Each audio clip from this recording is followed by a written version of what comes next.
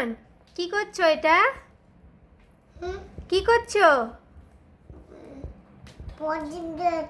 প্রদীপ ধরাচ্ছ? দেখি তো, তাই তো, খুব সুন্দর প্রদীপ। এটা কে পাশে বসে? মামার সাথে দুজন মিলে? তুমি পারছো